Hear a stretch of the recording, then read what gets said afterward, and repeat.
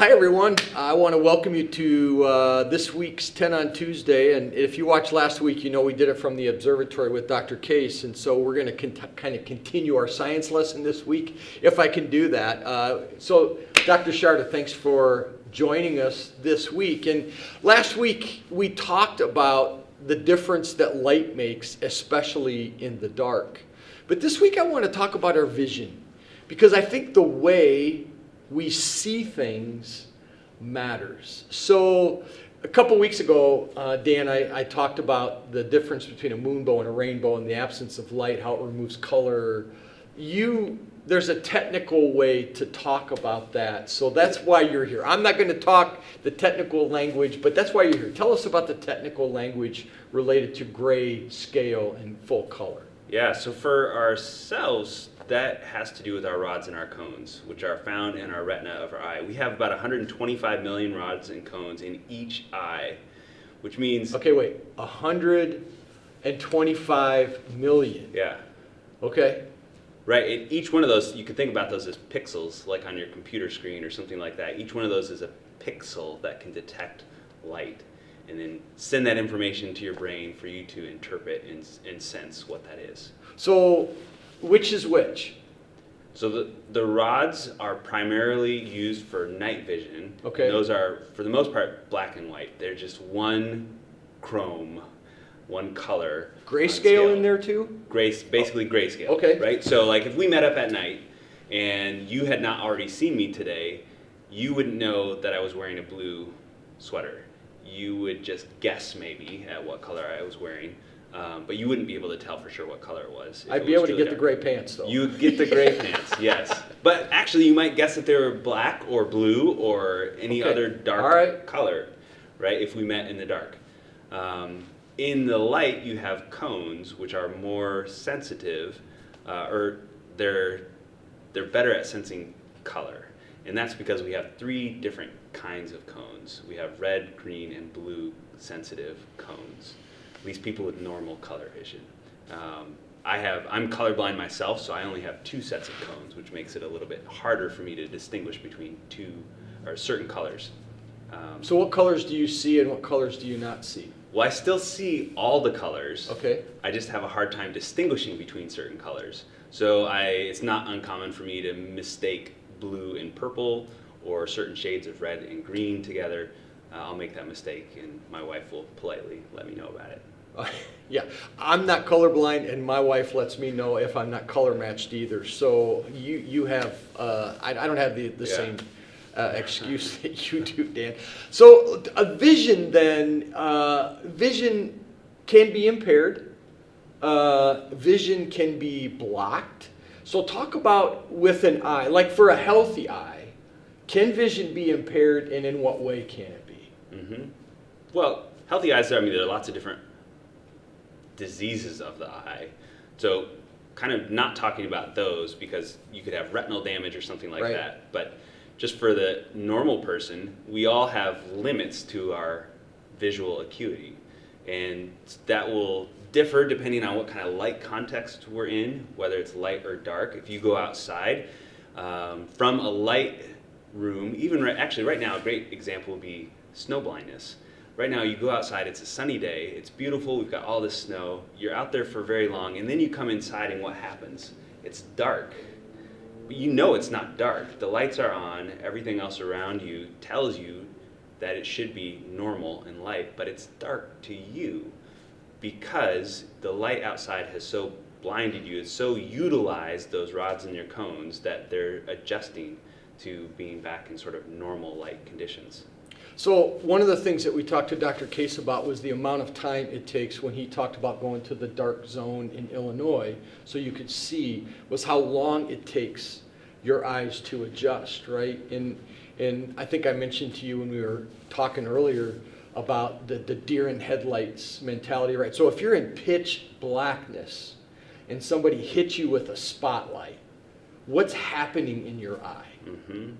So when you go into the dark, it takes you about 20 minutes to become fully dark adapted to that What does that situation. mean? So dark adapted means that your vision outside in the dark will get better and better and better over the course of about 20 minutes. And after about 20 minutes, you're as good at seeing in the dark as you will be, essentially. And what's happening there is in those rods in particular, your rods are upregulating a photosensitive chemical called rhodopsin. And so you're building more and more and more of that. And it just takes any photon of light hitting one of those to cause your cells, your rods, to respond to that, and then your brain can perceive that as light. So you're turning up the signal gradually over the course of 20 or so minutes. But that means you've got a lot, you're amped up, you're ready to see, you've got all systems all the switches are turned on, ready for you to see light, and so somebody shines a flashlight in you, everything's ready to see light, and so it's overwhelmed. Okay. It gets used right away, and then it's used up, and so then it's like you just turned off all the light switches in your own eye, and so then it becomes really hard to see. You're blinded. That's fascinating. It's fascinating to me anyways. The one other part to sight then is when you're blind, when you have blind spots, we call them. So I remember from driver's ed, you drive a car and you have a blind spot on the side of your car. So you turn your turn signal on, you look through your rearview mirror, then your side mirror, but you still have to look over your shoulder because there's blind spots to your vision, at least in a car. There also is with our eyes. Why don't you explain what a blind spot is related to our eye? Yeah, there's a literal blind spot in our field of vision, and it's right in about this region of each eye. So if you close one eye, right somewhere in this region is a literal blind spot. And you can see this if you stare very specifically at one specific object and kind of hold one finger out. If you bring that finger back, at some point, that finger will disappear. And instead what happens is your brain patches in that area, probably with wall or whatever structure that's around you. And the reason for that is because there are no rods and cones in one little location at the back of your retina, and this is where your optic nerve is. So remember, we had 125 million rods and cones per eye. Each of those has a wire that has to be sent back to the brain, and that all converges at that optic nerve. And so there's no room for rods and cones at that location. And so that's our literal blind spot. So we all have them. We all have a blind spot, right? Nobody can get away from having a blind spot. So all of us then, in one way or another, has impaired vision. Then even the healthiest eye that you can have, right? You have a blind spot. Is it the same for all of us? If I would do this, does it disappear in the same location for all of us? It'll be just a little bit different, but basically it will disappear at the same location. So the way that I help you with a blind spot then, I mean, the blind spot that you have, right, where you can't see something, it seems to me, maybe this is just me, and I'm not trying to over-spiritualize a concept here, but the way that we deal with our blind spot best is by surrounding us with other people, or maybe in the animal world with a group or a herd of animals. Is that stretching it, or is it fair? That definitely happens in the animal world. If you look at two zebras, for instance, when they're feeding, they face opposite directions. A lot of animals will do this. When they're feeding, they'll eat and face opposite directions so that they get 360-degree vision all around them. They watch out for each other's blind spots. I think for us, we do it ourselves, even by just like scanning. Our eyes always are kind of moving just a little bit, and when they move, they switch and they move off, and so our blind spot kind of will shift around and we'll fill in with what's actually there by doing that. Well, or certainly, like, you can see what's behind me. Yes. I can see what's behind you. Right. And we engage in a sense of trust in this relationship. Right now, you're trusting in me to alert you to things that might be going on behind you, and same for me. I'm trusting in you that if something comes from behind me, that you're going to let me know and give me a heads up. So when our vision is impaired, even healthy eyes having impaired vision, the best thing for that is to be with a group of people, right, that help protect us from the things that we can't see. Right.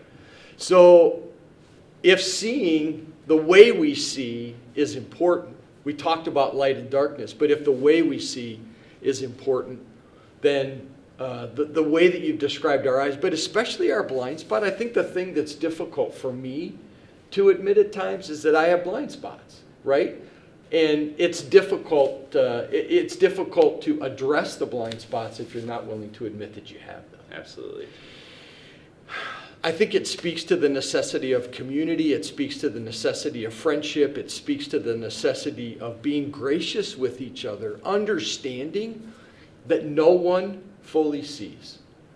So as we continue this conversation about what it means to walk in the dark and where dark regions are, so to speak, but also the way we see the things that are happening around us matter, part of the role that we play for each other is helping us recognize and see the blind spots that you have around you and that I have around me. So I hope that as we continue to move through this and can continue this conversation, that we recognize the blind spots that we have, that we extend grace to each other, and we learn what it means to live better in community with each other. That's my prayer for all of us. So I hope it's your prayer for us as well. Grace and peace. Thanks, Dr. Sharda. Thank you.